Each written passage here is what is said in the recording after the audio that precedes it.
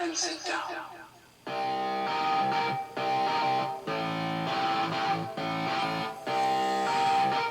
Good evening, everyone! Welcome back once again to Vicious Rants, and of course I'm your host, Mr. Main Event himself, the often imitated, never duplicated superstar Tim Vicious, and we're gonna go over Wrestlepalooza this week. Was in Indianapolis, Indiana, but before we do, first things first, have to address the Main Event Wrestling Network's YouTube page has finally broken its 200 goal. So for each and every person out there that has subscribed to the Main Event Network page, thank you for helping us build this platform. Now, if you have not seen the Main Event Network's YouTube page yet, the link for it will be in the description tab, so we're going to make sure we do that. Now, before we go and talk about the show and whatnot, first things first, we got to pay these funny little gimmicks called bills, so let's remind everyone that we are WWE Shop affiliates. So, what that means is, if you want to get a particular item from WWE Shop, all you got to do is click the link in the description tab, or if you are looking at the video and seeing this very handsome man with a beard right here, avert your eyes over to that QR code right there on screen, scan that, and it will take you to WWE Shop. You go to WWE Shop, make whatever purchase your heart desires for whatever item, and folks, we here at the Vicious Studios receive a small nominal commission, which in turn will help us improve this show for you guys down the road.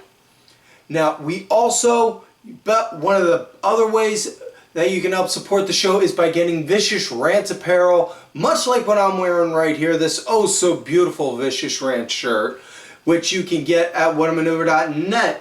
We got t-shirts, we got tanks, we got women's tees, we got long sleeves for those brisk autumn days now, as well as the upcoming winter months. We also have toddler tees and baby onesies as well.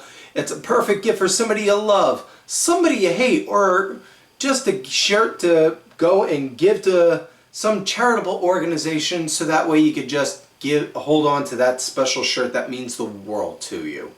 And with the holidays coming up, folks, I'm sure there are plenty of charitable organizations out there that could use items of clothing. So why not get a Vicious Ranch shirt, give it to Blue Cross, give it to Red Cross, give it to Salvation Army, give it to your local shelters. Get the shirt and give it to whoever. Help them out. That's all I got to say on that. So, now that we're done going over all of our shilling, let's talk about Wrestlepalooza. And I'm not going to lie, I walked in there with very low expectations, and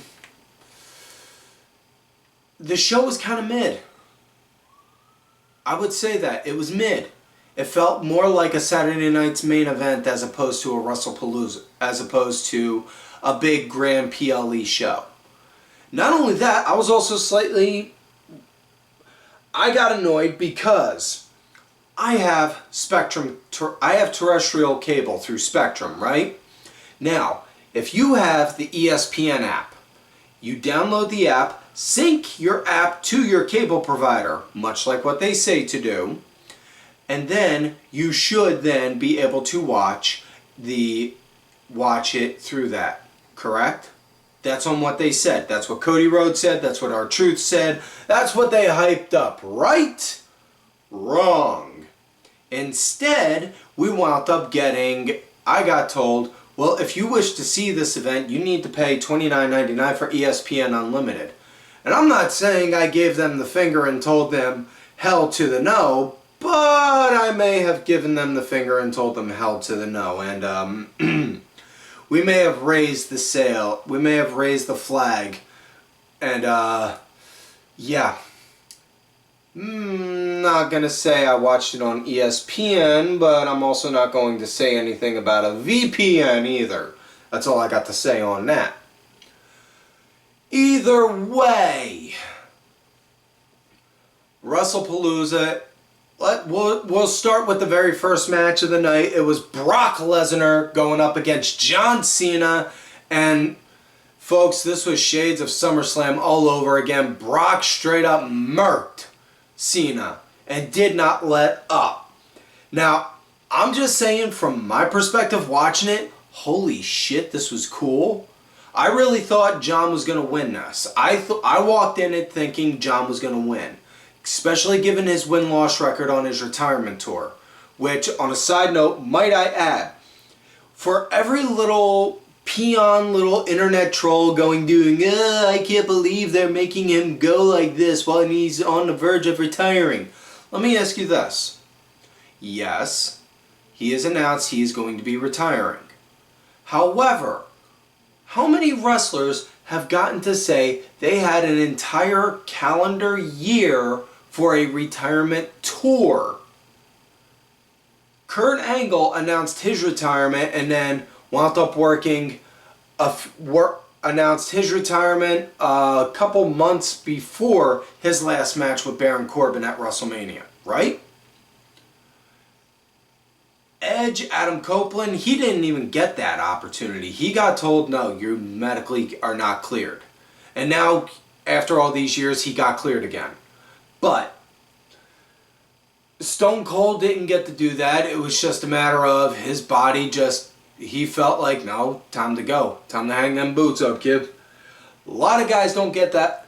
I cannot think of any wrestler ever that had the opportunity to have the option of being able to do a retirement tour. And John Layfield put it best.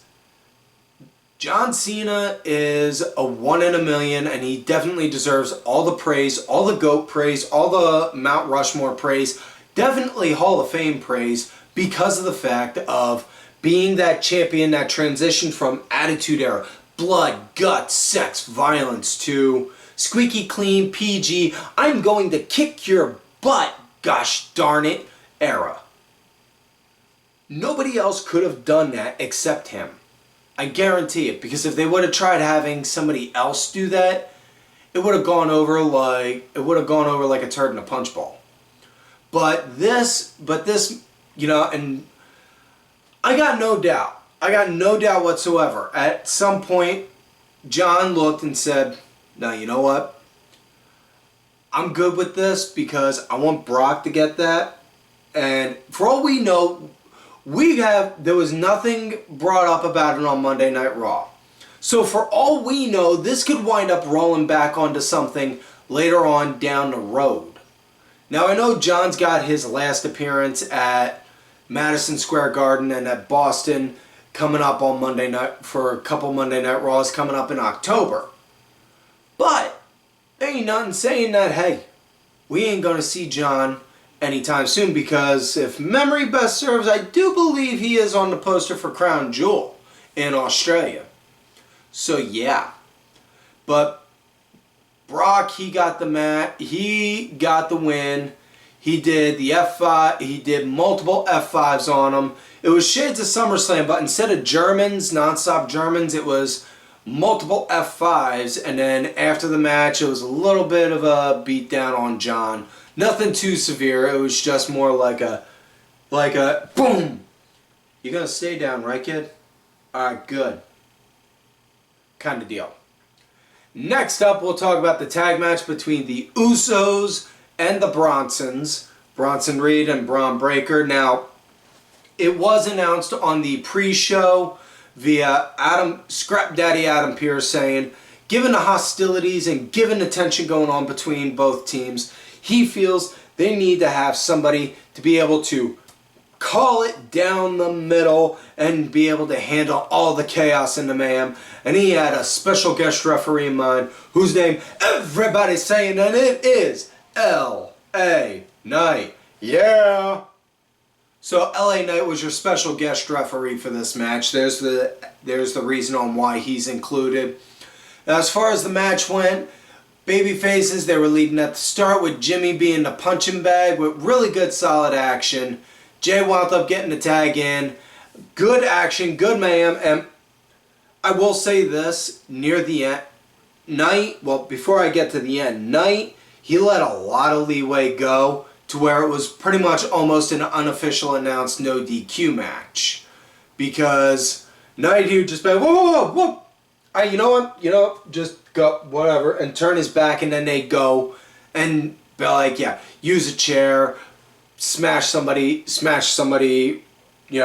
pop someone in the nuts, things like that. And it was just, whoa, okay, little lenient, I get that, I dig it, it's cool, man. But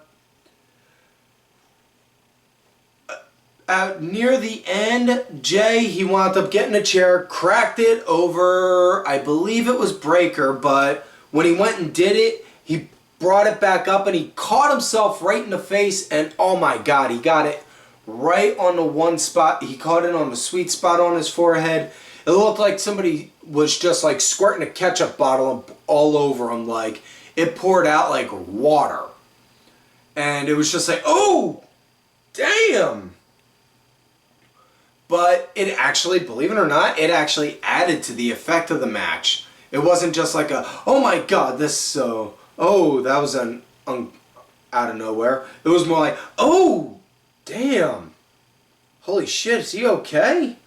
And then, but match came to an end when wound up getting a spear, when Jimmy NJ wound up getting speared through a table and then getting a tsunami done to Jay via Breaker for the 1, 2, 3.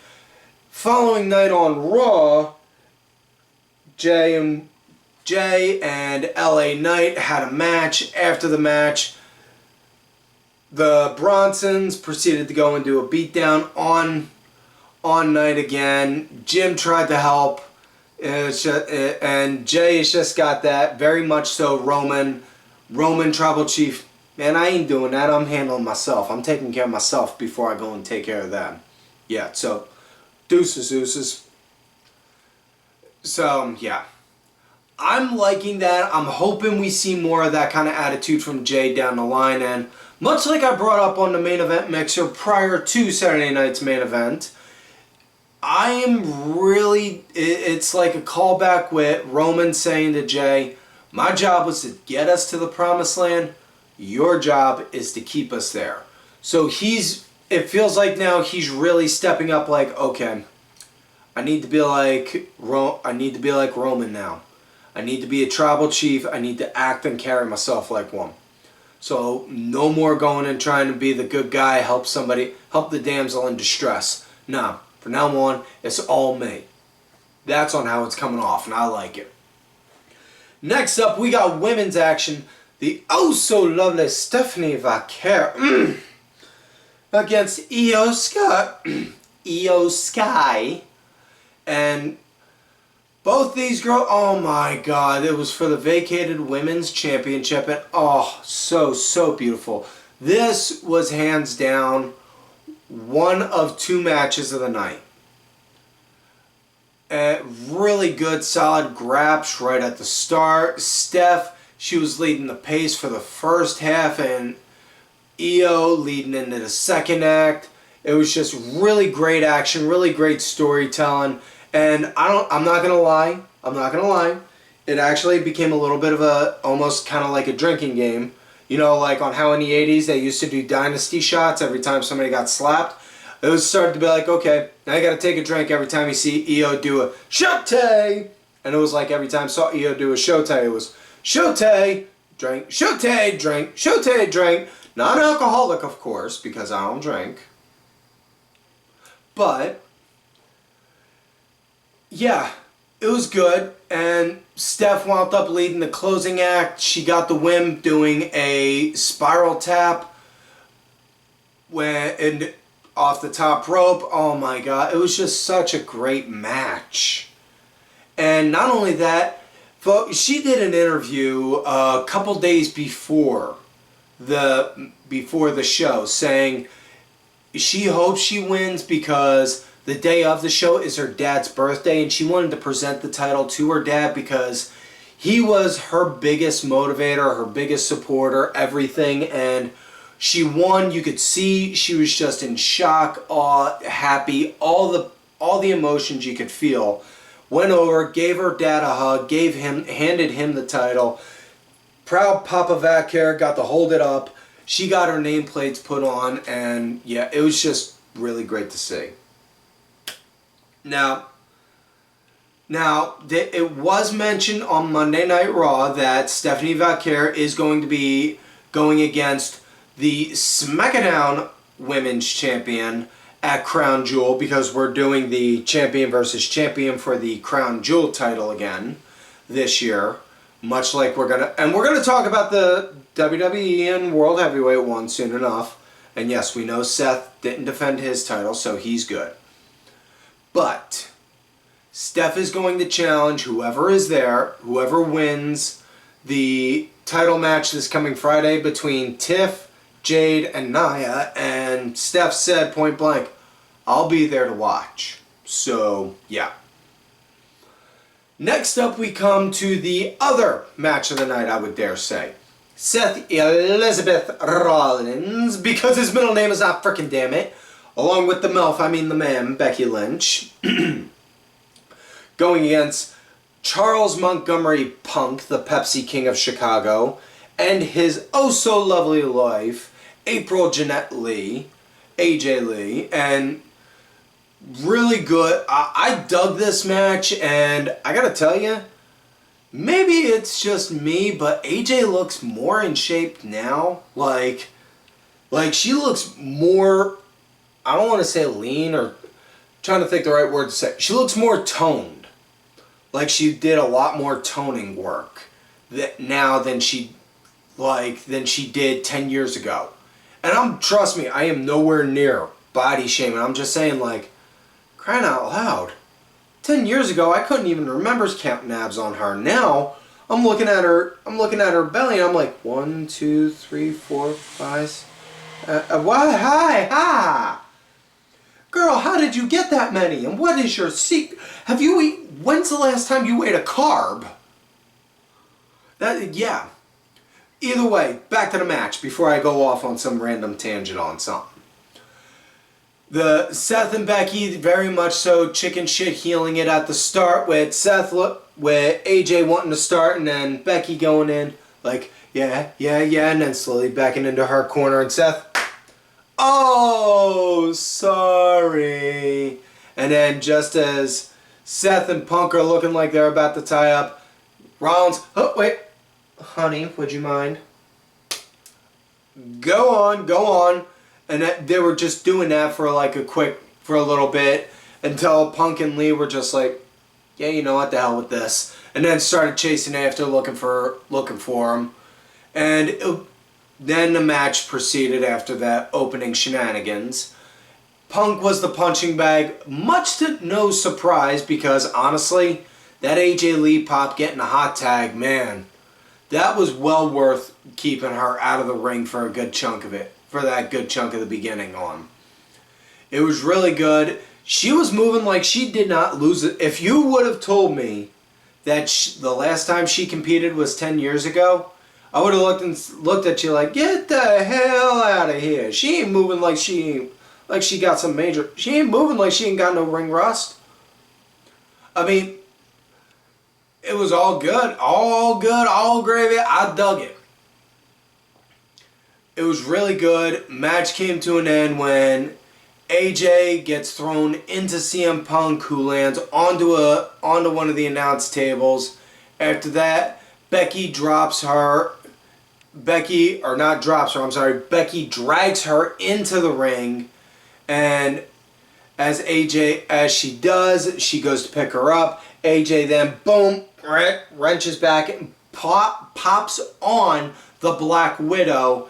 And you see Becky tap out. Now, much to Becky Lynch's credit, not too long after the match, she put a thing on Twitter saying, I did not tap out. There was a bee in the ring. I was merely swatting it away. It is not my fault. The referee, who was overly biased against me and my husband, wound up seeing that as a tap out.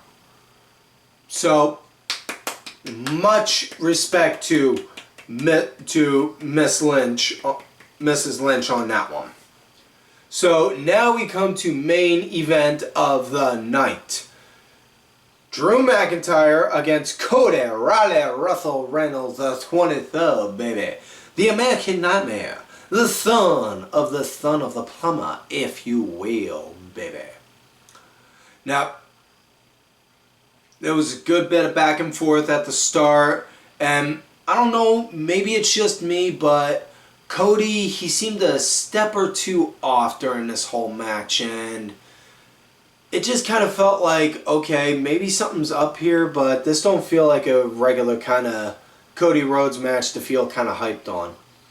It just like, but I can't complain too much because, you know, considering the price that I paid to see it, yeah, that much. Big old goose egg there, but you know, it was not the best match, not the best main event. And much to what the wrestling community would like to say, they were upset because there was no big surprises, there was no big this, there was no big that. Guys, nothing was ever led to believe we were going to get a surprise. Everything was all from fans like me or you, speculating, freestyling, talking to other buddies saying, hey, what if this person did this? Hey, what if this person returned? Hey, what if this guy did that?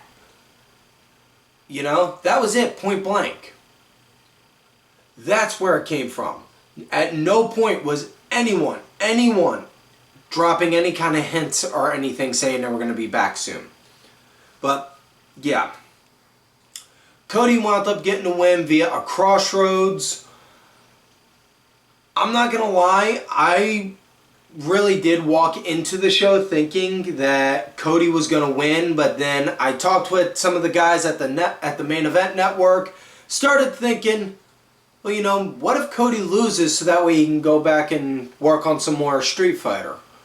So, but I was relatively surprised Cody won, because now at Crown Jewel we're going to get Cody and Seth again, which capped off the start of Monday Night Raw with Cody addressing that, and then Seth came out saying, now before I got to talk to you, I want to talk about this watch. You gave me this watch at WrestleMania, and I have never once worn it until now. Now, we have gone down separate paths, but at the end of the day, I am still here. I am still better than you, Cody, and I always will be. So, and that kind of, and they're setting up the foundation for how they're going to feud at Crown Jewel, which, for those who may not know, Crown Jewel is in Perth, Australia this year instead of Saudi, and it's going to start at 8 a.m. in the morning Eastern Time. So, anyone that's on the West Coast watching and or listening to this show right now, guys, I feel sorry. I apologize for that you have to get up that early to watch if you're going to watch it live. But it is what it is. You know, but not much else. Yeah, it felt mid. It felt mid. That's it, point blank. No other way to put it. So with that said, that is it for this week's show. So please do not forget to like the video, subscribe to the channel, go back, watch some of the episodes on YouTube when you get the chance. Also, if you're listening to this on audio, give a follow if you're listening on Spotify. Leave a 5-star review on it on Spotify or Apple, wherever you get your podcasts from. We're trying to build the audio platform. Look for me anywhere on social media. Tim Vicious, 99.9% of the time, it is yours truly. Thank you to contributor to the show, LFC Lingerie Fighting Championship, a little bit of wrestling, a little bit of May, a whole lot of attractive women, we're not a little bit of nothing. Thank you. Also, don't forget to follow these cool-ass cats right on the Twitter. DSB_IV, main event _net, the Main Event Wrestling Network account. Sergeant Curry Pants, 3 Count Thursday, D Dryer 1986. And folks, much like I always tell you, if you love me, that's great. And if you hate me, well, shut up and Fuck you.